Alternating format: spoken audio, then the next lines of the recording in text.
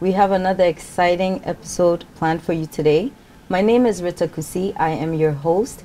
And today, I have my co-pilot here. You want to introduce yourself? My name is Seth Osei Kodua, HR Manager for KUSI Consulting. Nice. And we have a special guest, okay? And I am actually going to let Prosper Dzitse introduce himself and let you know exactly what he does before we get started. So, Prosper? Okay, thank you very much. Let me say good afternoon to your viewers and especially to the team at Cocoa 360. You know they're watching. Yeah. Yes, I know they are watching. They're watching. Yes, I know they are watching. Everybody is watching you. Yes, and good afternoon to them, and then also thank to them and Rita and Seth for making my birthday yesterday special. Wow, yesterday Nice. was your birthday. Yesterday was your birthday. Yeah. Happy birthday. Thank you. I think that Cocoa 360, we are a pioneering organization that use produce from cocoa to sustain free girl child education and then subsidized healthcare. We also use a model which try to help the community appreciate the resources they have, the natural resources they have, especially in the advent of galamsey and many other things that happen. Okay. So that cocoa being one of the main products of this country, and then Western region being the country that the region that produces cocoa a lot. Okay. We are using cocoa to let the people know that cocoa is useful. You don't need to destroy the environment or destroy the cocoa before you actually, you know, prospect gold, Nice. which is another natural resources. Okay. So Nice. our model is such a way that it's a circle. That's what we call ourselves Cocoa 360. Cocoa 360. Yes. Okay. The girl child education, we use produce to sustain the school, Nice. and then we train health champions who are the girls from the school, Okay. and they also get education through our education curriculum. They get education from our clinic, and then they intend educate their families and the Okay. community. Okay. So the community becomes healthy and strong to be able Nice. to work on their cocoa farm Nice. as well as that of ours. Nice. And then it goes around. The produce we get from our farm, we used to sustain It's the like a school. circle. It's a circle. That is Nice. why we are called Cocoa 360. Very nice. So I think that the team is doing a great job, and Okay. this organization was founded by someone who was then 24 years old, in the person of Shadrach Osei Frimpong, Yes. and he's from Takwa Bremai. Nice. That is why our Nice. Oh, okay. our organization is based in Takwa Bremai, and Nice. he has a community at heart. So Okay. we are working together, a very motivated team, to make sure that we advance the vision. Very nice. I think we're so excited about today's topic. You forgot to actually mention your role within the organization, and I forgot to tell people what today's title is. Okay. So you mentioned your role within the organization, and then I'll mention what we're discussing today. Okay, I am the director of human resources for Cocoa 360. Nice. Okay. And we're so excited to have you here. Thank you. All I'm right. excited to be hosted by you. So today's topic is actually harnessing our indigenous potential, occupation and human capital investment. If you are tuned in, you're watching live on AAU TV. 30 Minutes with HR is a partnership program between KUSI Consulting and the Association of African Universities. So thank you for watching, and as always, please feel free to leave a comment. Now, Seth, I'm going to throw this to you. Yeah, Rita. When we say like indigenous occupation, like what are we talking about when we mention indigenous occupation? Rita, I want to say a very good afternoon to your our viewers. I like using listeners because I'm used to this radio stuff and all that stuff. Yeah, so I'd like to say a very good afternoon to our viewers. And I think I'm very happy about this topic because it's actually fall in line with our resource persons company line of work.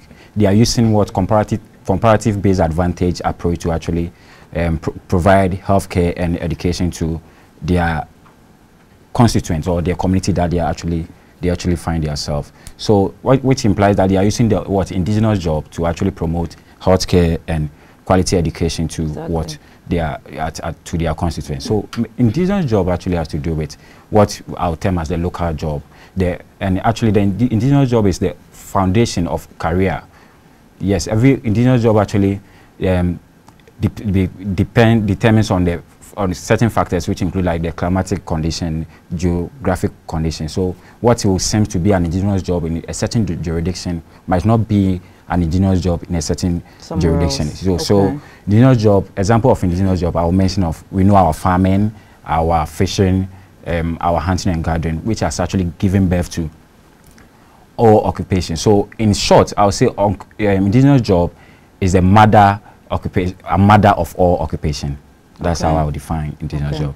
Would you like to add to that when we talk about indigenous jobs? Yes, I think that Seth has said it all, because we know that indigenous jobs are localized jobs that various communities, a group of people actually engage in. And I'll say that they can also be termed as traditional jobs. These are jobs that have been existing for a long time, which a lot of people engage in. And like he mentioned, we can mention carpentry, even electrical jobs. Can also mention plumbing. Can mention palm oil, smelling. These are mainly, these are things that local. These are things that our local people used to engage in, and then also have a lot of people still engage in these jobs or occupations. So these are localized jobs or traditional jobs in various societies. So you mentioned climatic conditions, meaning, I mean, we are tropical people, right?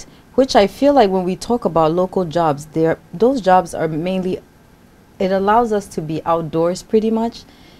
What has happened? Because now I think when a lot of students now graduate, they want to go and sit in the office.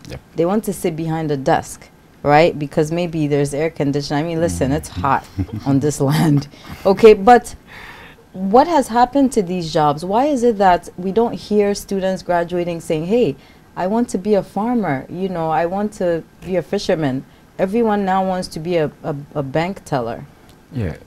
Rita, let me be quick to add to this, to the farming aspect that you mentioned of indigenous job. I remember when you were in school, you had a perception that farming is actually a punishment. And you can't blame us that much for having that perception back. Because I remember the time when in school, when you do something wrong in school, you go against rules and regulation in school, they give you punishment to go and farm in the school in the school farm. So the perception was actually created for us that farming is actually a punishment. So me completing school, going to the college, and after college, and I said I'm going to farm. Why am I punishing myself? The perception has actually been created already. So it actually depends on the perception that has actually been created about those indigenous jobs. And those actually involved in the indigenous job that you are talking about, the carpentry, the farming, the fishing, other stuff, don't make the work attractive. Much research has not actually been gone into it. So it's become very difficult for someone who have gone to do accounting in, let's say, in the college, find appealing that let me go and do farming and let me go and do, with no disrespect to such occupations, but we don't make it look very comfortable for someone to say that I'm going to farming. Let's say, if I remember when I completed school and I was like, I'm going to farming, and my mom was like, someone who have gone to college and we've completed with integrated development studies, you have to find a better job to do. And I was like, so mom, do you mean that this the farming that I'm going to do is not a good job? The perception that we have about this indigenous job is negative. So that is actually preventing most of us to actually delve into such jobs. Interesting. Yes, so we all have ourselves to be blamed, and we don't have good perception, and we don't encourage people. How can we change that? How can we change this? I think that before I talk about how to change that, like Seth said, you know, when we were in school, any student who was, let me say, average or was what we term to be brilliant, teachers will tell you become a medical doctor, you become an engineer. We only have 5 options: nurse, doctor. Yes. And funny enough, a lot of teachers mislead a lot of us, telling us, today I'm not a medical doctor, but they told me I would have been a medical doctor.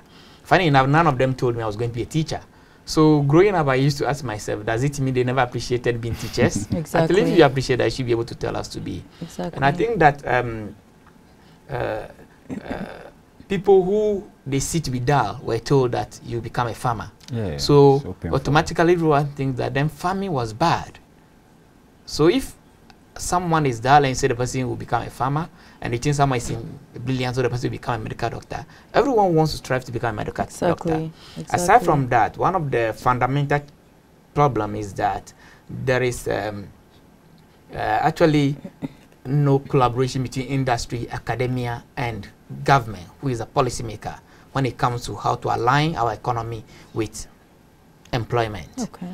Every sane economy is supposed to work in such a way that people must always fall at the back of the economy, no matter their level of education, to survive. So that if I use my fingers as a demonstration, then we are talking about the fact that this is the economy, and then we are talking about the fact that this should be basic education, this should be pre-tertiary, and this should be tertiary. If someone completes here and is not able to advance, but you're able to fall at the back of the economy to do something. Similarly, if the person completes here is not able to advance, you fall at the back of the economy to get something doing. And then even if you complete the university, you should be able to do that. Unfortunately, there is actually, our economy is traveling in different direction, while the educational system is traveling in different direction. As we speak, we know that most universities are offering courses that we know very well that the jobs are not available. Why must it continue to be like that? When I was NUC's president, we have about 90,000 students graduating annually across tertiary institutions. And after that, you have just about 20,000 being employed. Some will take 7 to 10 years to get employment. This is an issue that we're supposed to be looking at. Exactly. But surprisingly, till now, you know, nobody tried to, or even those who even talk about it. We talk about it, and then that is the end. And that's it. It's just that a is conversation. Instead of us trying to brand what we have, research into it, like Seth was saying, we research into that and make sure that we get people to appreciate what we have, the resources that we have, and how to make sure that we refine them to become goods that everyone can patronize. Exactly. We don't do that. Exactly. So I would say that the main reason why indigenous jobs have become unattractive is because the economy, the educational system, and industry, educational system, and policymakers are not collaborating enough to be able to make sure that things are working in tandem instead of, you know, as they are working in parallel at the moment. Exactly. Okay, Rita, let me be quick to add to what Prosper is saying. Like our educational system is structured in a way that is more of formal. It doesn't give room for practicalization of what is actually being learned. And I think our indigenous jobs actually, so you have to. When I was in JHS, I don't know what has become of that course, JHS. So, I attended JSS. Okay, but I don't know what has become of that course, the agriculture. So I remember, as part of our studies, as part of our curriculum, we are supposed to go on the farm, have your own farm base where you practice the agriculture. It was there. I remember my bed was in a circle form. So we were doing this trigonometry, this radius and other stuff. So my tutor would be like, Seth, go and stand at the circumference of the circle and water. By then, I never knew the circumference of the circle. But through that practicalization, I managed to know when they say circumference of the circle, when they say center of the circle, this is what it means. So which implies that our educational system does not create room for practicalization of what we actually learn. So I don't know whether those systems, the pre-vocational skills, where we are asked to bring utensils to school to actually come and cook and all those stuff. You see, all those practices inculcate this skill set in us. So I don't know what has actually become of it. And let me be quick to also add to it that this indigenous job actually comes out of passion. When you don't have the passion, when you don't have the interest, you can't do it. Exactly. I can't complete college and I'll say I'm not going to learn how to fish. Obviously, you have to get the passion and the skills to actually learn it, to learn it. So moving forward, I think all the stakeholders in our educational institution or the educational fraternity actually have to practicalize what they're actually teaching us. When we were at Takwa Bremai, we had a meeting with, I think, is it the in-country development manager, Isaac? And your in-country development manager was like, he is having the perception of having a school farm on campus. so that our girl child will be what, practicalizing the cocoa farming, so that when they grow, they will not depart from it, so that it will be very attractive. I know that after school, even if I do accounting, I can still be a cocoa farmer. If I do geography, I can still be a cocoa farmer. If I do agriculture, I can still be a cocoa farmer, so that we will marry academic with the industry, as Prosper said earlier on. Exactly. Okay. So do you feel that if we were to harness more indigenous occupations, it would reduce our unemployment rate? Yes, I absolutely believe that, because today we know that our economy is fed by agriculture, and the number of people who are into agriculture, we know is a very less number.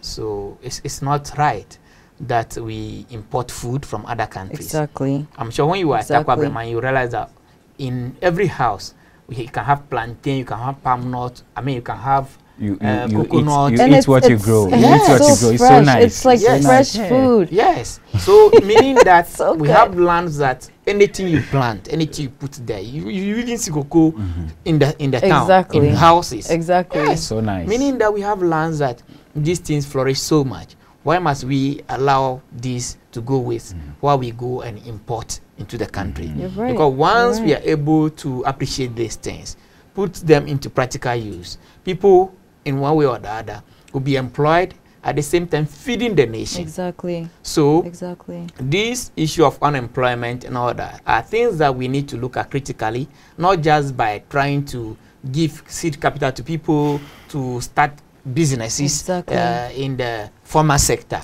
of which you know that you know these things, as we have some of the businesses collapsing at the moment.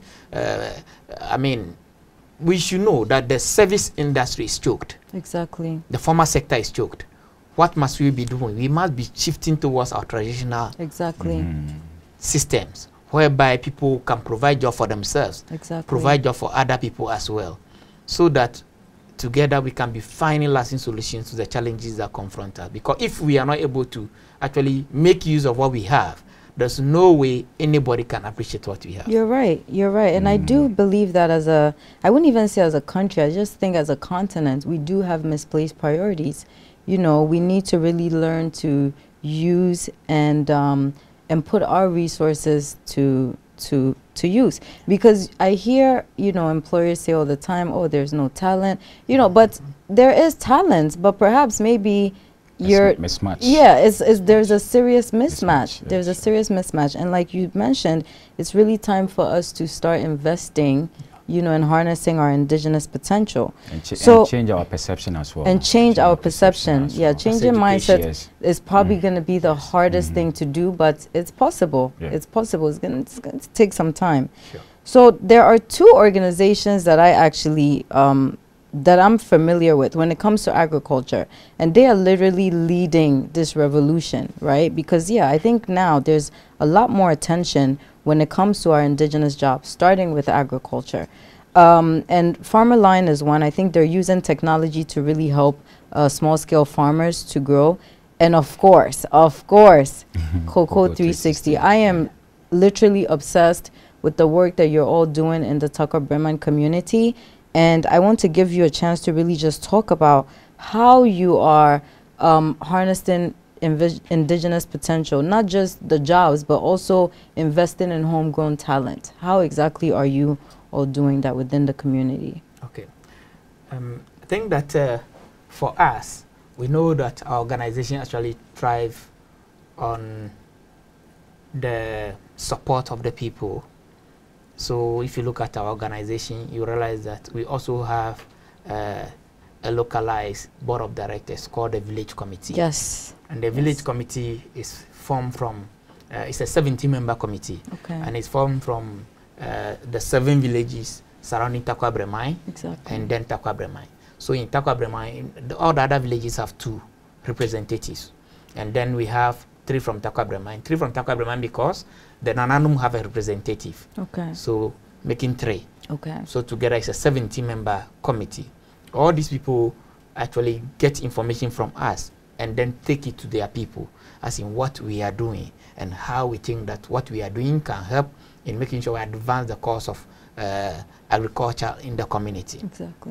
At the moment, we also have partnership with some organizations that I know that 28th, we are organizing a number of farmers in the community, bringing these organizations to come and teach them how to mechanize agriculture, how to modernize it, how to make sure that at the end of the day, they apply the right fertilizer, how to make sure that at the end of the day, they apply the weedicide at the right time, so that they can have bumper harvest. All these are the form of education that we are providing to the community. Aside from that, you realize that our model is actually a practical demonstration of what the land can be used for. Exactly. We do not want to do it by people who feel that the only way they can actually advance is to destroy the land for galamsey. So that is one of the main reasons we have a cocoa farm. So the people who used to destroy their cocoa farms purposely for galamsey will know that cocoa has a good use. Yes, it cocoa does. is one of the most important commodities we have in the world. Yes, sure. For that matter, they need to rather take good care of their farms. Exactly. And once they do that, they can have enough harvest and take care of themselves. Because the galamsey is a short-term thing. You sell your land to people, they destroy it, and you can't even get anything. And then that's it. That exactly. You've lost your land. Yes. Small gold. Yeah. No, even they won't give you gold. They'll give you small money. Exactly. They'll give you small money. Exactly. But this is supposed to be something that can take care of you, take care of your Term, children, and then your grandkids, great-grandkids. Yes, it's generational. So we are looking at long-term investment. Exactly. So we are using this practicality to make sure that people are educated to that level. Now the girls we are educating, everyone on campus has a small can where they plant various. That is so they awesome. plant various. They plant cocoa, some plant pepper. Wow. They do it themselves. Good. So they come every morning. Yes, they come every morning and then water it. We want them to appreciate what their parents are doing. Exactly. We don't want them to feel that because you're educating us and that is the end. We want them to know that whatever that is taking care of them is from the cocoa farm. Exactly. It's from the farm produce. This is one of the things we are doing. We are also making sure that at the end of the day, the people within the community are involved in our activities. So on daily basis, weekly basis, we update them what is good and what we think that is not the right practice. Exactly. How they can involve themselves, where we come in and where they can come in. We let them understand that yes, it is a partnership. There's no way we can do what we are doing without them. Their help. And our focus is the children we are providing education to and the community. We want the community to become better. So if they see that this is what we are using our cocoa farm to do, if they see that the land they've given to us, we are making it good use of that through the structures we are putting out for the children, the health center, and all other things, they realize that the land that has been degraded as a result of galamsey cannot be used for anything. Because when you go to such site, you realize the only thing you see there is a big pit. So if we've seen it, we've actually seen exactly. it. We've seen a few, breeding mosquitoes. Yes. So if and the water is brown and just dirty, and it has no, which is so unfortunate. Use. Yes. So if they see that this is what we are doing to make sure that the land is put into proper use, then gold can be dug in a better way, and the land can be reclaimed for a better thing. Then, meaning we are setting the pace. Exactly. So we are not just talking. We are also demonstrating exactly. that this is the best way to make sure that at the end of the day we preserve what we have. Exactly. I think it's phenomenal. The whole concept is just phenomenal, and you're all doing such an amazing job. And it's like you're leading by example. You're leading by example, and you're getting noticed. You're getting global attention, which I think we definitely need to be able to change that perception we were talking about. Yes. You know, do you have something you would like to add? To cocoa trees, I think they're actually doing a very good job, which they need to be commended. They need to be commended. They are doing. But Prosper, how do you engage the youth in your activities? The youth in the community? Because I think that's the challenge. The youth, they like to say agriculture is not quote unquote sexy. How do you make it like appealing to the youth? I think that in engaging any group of people, you can only do it through education. You can't force them. And at the moment, they are beginning to appreciate what we do. We realize that the youth want to be creative. They want to, put their energy into use. So we have a local time where we talk on the local radio. Anything we make announcement about, this is what we are going to do. We want to involve them in that order. And then one of the things we started not long ago is a community keep fit program, where we go with the youth. So we use the opportunity to also educate them let them understand that this is what we are doing, and this is where we think that if there is help, we can always offer that to them. Yes, if there is help, we can always offer this kind of help to them. And if there is a challenge, this is how we can come in and make sure that such problems are solved. Again, if you observe, at the moment, our staff, we have 33% of the staff coming from Takwa Bremai. Oh, okay, that's nice. Yes, 33% of them are coming from Takwa Bremai. Exactly. And these are people that we do not just pick and say that we pick you and then that is the end. We invest in them. Exactly. We make sure they have different forms of training that will prepare them for the job that we think that they can help the organization do. They also help us educate their families. They help us educate the community. That, look, I used to do Galamsey, but now I don't do Galamsey any longer. Good. I am doing this. They have become the spokes exactly people. Because we believe that if you want to catch fish, you must bait the hook. Exactly. And then in baiting the hook, you must use their own people Exactly. who can also help in educating their own people. So these people we are talking about working for us are people that are youth. They are people who are, you know, in the youth bracket, interact with their family members, interact with the community on a daily basis, educating the community on what we are doing. So we believe that as we integrate the people, as we engage them, as we make sure that we build them up in their various roles, as we make sure that we hone their talents, they are able to translate that to the community and then to their families. Yeah. I hope you're tuned in watching this, because, you know, it's definitely a topic that we have to discuss. If you're watching 30 Minutes with HR. We are live on AAU TV, and thank you for tuning in. And today we have Prosper Dzitse here from Cocoa 360, and he's just telling us a lot about how they are harnessing indigenous potential within the Takwa Breman community. So now, let's talk about the advantages of investing in our homegrown talent. What are some of the advantages in doing so? I think that the advantages are numerous, because when it comes to occupation, one of the most critical things, especially in Africa, is culture. So once you invest in homegrown talents, it even makes your work less difficult, because anyone you bring into any new role or any new job, you need to make sure the person is educated to some level, no matter the person's level of education. Exactly. And you must educate the person not just about the job the person is going to do, but also the culture. Exactly. So once you invest in a homegrown talent, it means that the aspect of culture is taken care of. Exactly. Aside from that, it also means that any group of people you bring from outside, those people who are homegrown will translate what they already know quickly to the people. Exactly. When you come to our organization, we have orientation for your formal orientation that is conducted by the HR unit. And for your first day or two, one thing we do is that we let you loose, relax, walk through the organization, go to various departments, ask all the questions you want to ask, interact with the community people. So that the next day or two, when we are having the orientation, we are going to ask you questions. What are some of the things that you have gotten from the community, from our staff? What are some of the information that you think that you have gotten so far that can help you develop the organization the way we all want to develop it? So that once we also invest in homegrown talent, these people have become our ambassadors. Because our work is not just international, it's also localized. Exactly. Who is best fit to demonstrate to the people that this is what we are doing and this is the importance than the homegrown talent? Exactly. So once you invest in homegrown talent, we believe that a lot of costs will be cut.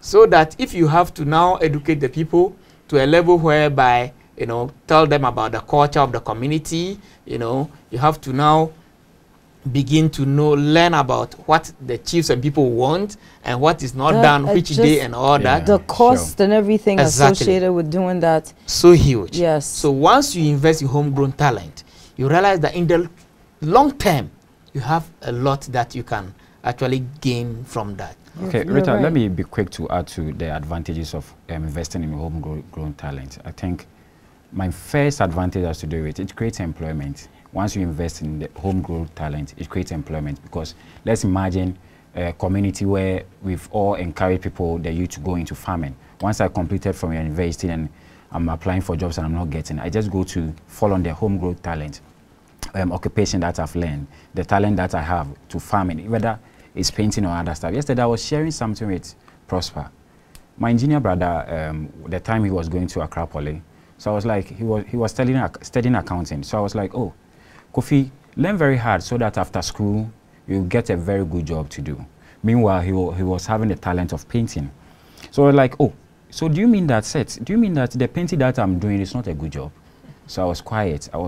So what he told me that at school, he's been taught how to write proposal, how to account for his money, how to keep records, how to prepare financial statements. So after school, he's going to use that talent, his painting talent, to merge with his academic qualification, and he's going to open his own painting consultancy services. He has his plan. Yeah, so as it stands now, he's a painter, and he's using his accounting skills from the university or the polytechnic to actually support his academics. So once we invest in a homegrown talent, it's also provide employment for our youth. Secondly, the second one is that I would like to talk about is it's cut costs, government expenditure, government.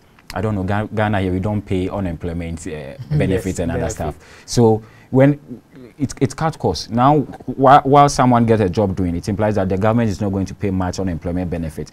And also the government is not going to spend a lot of money on security. I can tell you, if you are not working, a whole lot of bad advices come into your mind.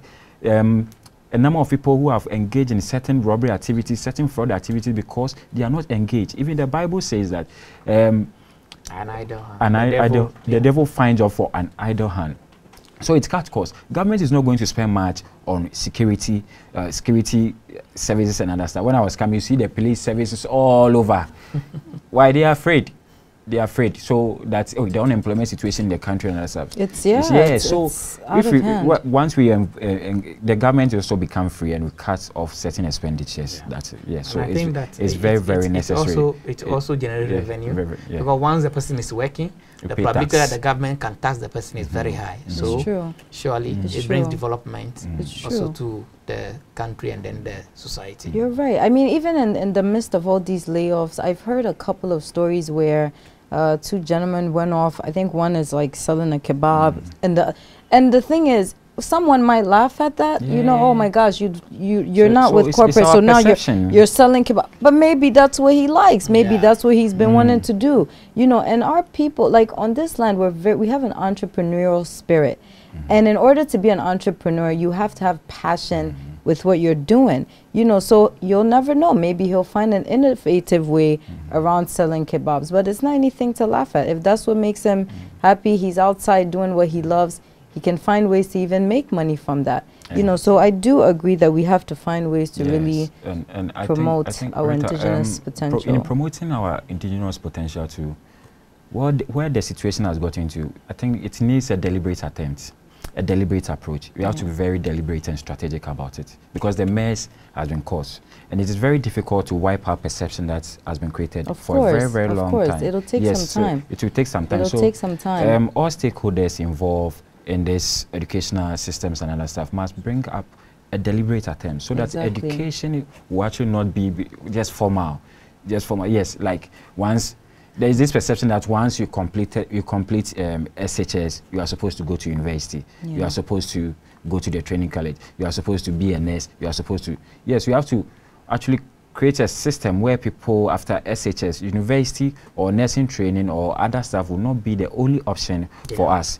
Yes, now if I know that after university I'm going into farming, I'm going to fishing, you have to make it very attractive and very and award certain, let me say, certain allowances to those incentives to those who actually make it a point to go into this occupation. Like those after SHS, you know, these our nurses and teachers, when they go to, at the end of every month, they go for their alawa.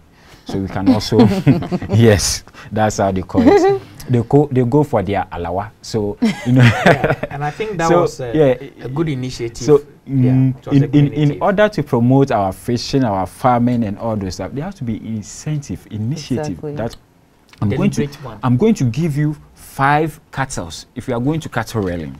I'm going to give you seedling. I'm going to provide you land. The government is going to provide you with land. The government is going to provide you with this. Yes. I'm going to provide so that the government will cut off some of the burdens that you actually come. I'm going to, if you are going to cocoa production, I'll support you with the farmland so that you grow the cocoa. So after everything, I'll deduct it from. Yeah, there have to be certain incentive that will motivate people to actually go into it has to be a deliberate attempt. I definitely do agree with that. So now we've come to the end of the program. Before I know, right? It's when you're having fun. Okay, there are 2 things that you're doing within the community that I just love. And one is the community engagement and actually making sure that I love the concept of the village committee because they're kind of like board members. Yes. How you have, they're actually board members, right? And I mean, these elders, they know everything. When we talk about culture, who knows it better than they do? They can literally tell you the ins and outs of everything that's happened within the community. And I think is a smart tactic in involving them in your operations. And also the school, the girls' school, you are teaching them at a very young age, right? Yes. And I think that's what you have to do so that they grow up with that mindset and they can also pass it down and pass it down. Right. You're more impressionable and you're more able to learn when you're younger. It's you know, so I think the whole concept is just, it's a brilliant, brilliant idea. So now I want you to, how can people get in touch with Cocoa 360? How can people donate? I mean, what is it that anybody can do to help at this stage of operations? Thank you so much for the opportunity. Yes, I think I really love this question. Definitely. Yes, because it's about donation and how they can and get you better say it because they're watching. Yes, I think that those who want to send us email can always send that to info@cocoa360.org. info@cocoa360.org. Okay. Yes. And then, of course, we are on Instagram and the name is always Cocoa 360. Yes. Yeah, Cocoa 360. The 360 and the Cocoa are together. But you have a sign that you'll be making when they mention Cocoa 360. Is it what? Like this one? I've forgotten the sign. This one. Why are you going to fight? No, we are not going to fight. Yes. Unity. Yes. Unity, I know. Yes. So we are on social media. That's on Twitter. We are on Instagram. We are on Facebook. LinkedIn. LinkedIn. Or is Cocoa 360. And then our website is www.cocoa360.org. www.cocoa360.org. So with this, you can always find us, and at any point in time, you can go to our Facebook page, follow us, follow our activities, like our page, and at any point in time, we'll bring you information that you need to know. And if you want to visit us, please don't forget to get in touch, because we always want to host visitors. Visit and see what we are doing for yourselves. Okay. And we love visiting, don't we? Seth, I mean, from the food to seeing stars. To see mountain, forest, and other stuff. Let me appreciate. Sure. I have to appreciate Seth and Rita for the wonderful work you are doing for us. I appreciate you. Yes, especially as the Human Resource Director. The work you are helping us do in restructuring our whole organization and then putting the structures and the systems in place is very appreciative. We love it. You're an amazing group, and it's just really been a pleasure to work with you all. And I mean, we are just looking and waiting to hear so much more. Blow. Oh my goodness. And then scale into other communities, which I know is part of the long-term plan. It's part of our long-term plan. Yes. So by 2019, 2020, we should go to additional at least 3 communities and then replicate what we are doing. Excellent. Once we go there, it's not going to be cocoa as usual. Exactly. It will be a localized product. What the people have interest in, what they are able to produce. Comparative based approach. Exactly. That's what we are going to. We have come to an end. And I would like to say thank you so much for coming all the way from Tucker Bremen just to be on the show. You know, and then of course my co-pilot here, Seth, for also joining us. And thank you viewers for tuning in, and I hope you join us next week. We have another special episode and we have a special guest coming your way, and thank you for tuning in.